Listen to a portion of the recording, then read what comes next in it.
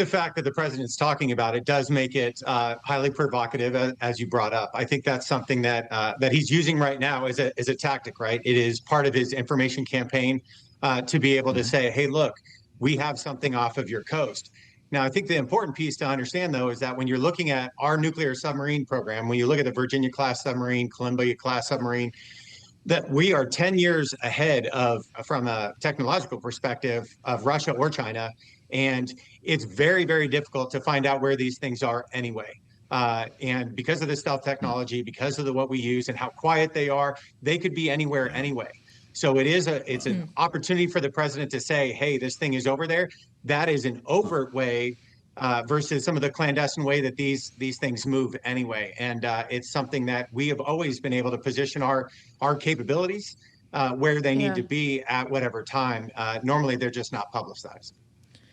Okay, so they're sneaky, Wayne, but what capacity do they have? What actually can these things hold?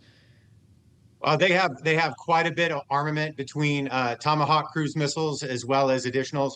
We are building towards the capacity for hypersonic missiles to be able to fire out of their vertical launch systems, the VLS, on that as part of the Navy's conventional prompt strike program as well. But they carry enough to the Virginia class from the Tomahawks cruise missiles perspective to cause a lot of damage. And then when you look at the Columbia class, you are looking at your ballistic missile capability as well that's fired from those platforms. And they can reach pretty much anywhere in the world based off of, especially from the Atlantic to Pacific or even through the Arctic. So does this strike fear in the heart of the Kremlin? What does Vladimir Putin think of this? Well, I think the fact that President Trump is saying it out loud is speaking volumes in that capacity. I think that I think Putin and crew would already know that we're going to have our capabilities within defense as well as strike range, no matter what.